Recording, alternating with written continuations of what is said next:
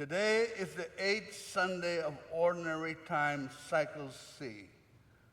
The book of Sirach is considered one of the conventional wisdom books in the Old Testament, along with Proverbs, Psalms, Song of Songs, Ecclesiastes. Conventional wisdom follows our logic and experience. The book of Job and many of Jesus' teachings are called unconventional literature. Why? Why bad things happen to a good man like Job, and Jesus' call to love our enemies go against our basic instinct. Sirach tells us to praise no one until you hear him speak. That is, do not judge from appearance. You may believe that you have bought the finest wheat until you put it in the sieve and shake it, and the husk appears. A beautiful clay artifacts may be placed in the potter's oven, but when taken out of it, it may be cracked or broken. The fruit of one's speech may disclose the bent of one's mind, the corrupt nature of a person. The fruit of a tree shows the care it has received. The deeds of a person is dependent on the type of formation he has received. The presence of a family structure that teaches values, especially Christian values, in the home is essential to form upright young women and men. The lack of this structure results in delinquency. Presently, the abortionist can terminate a baby up to the date of his or her birth.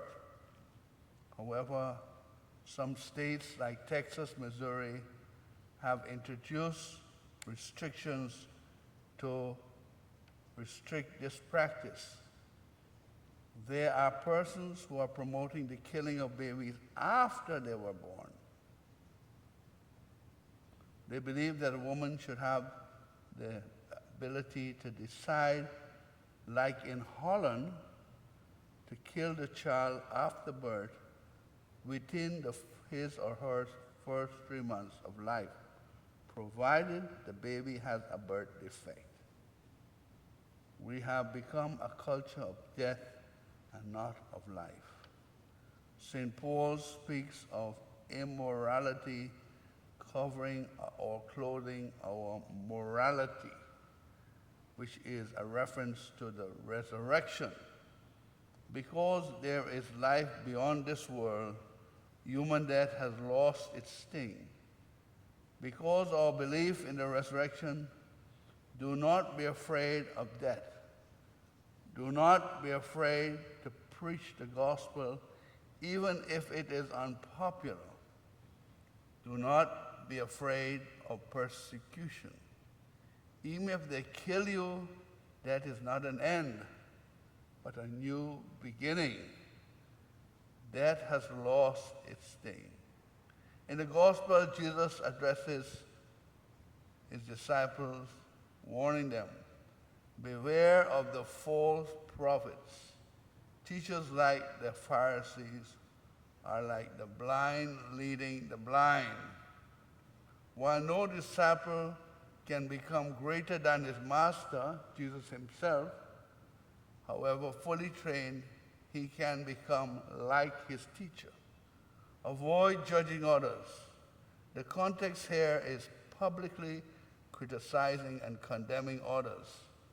The object of correction is to teach the person how to become better rather than to humiliate them. Avoid hypocrisy. using the Semitic hyperboles, Jesus tells us that when our sins are far greater than those whose sins we're trying to correct, it is like obsessing about a splinter in someone's eye when we have a wooden beam in our eye, which we ignore. We have to tend to our faults before addressing the faults of others. Finally, we have to measure our spiritual progress. Do our lives mirror the good tree that produces good fruit, acts of loving kindness? Can you name your recent good fruits?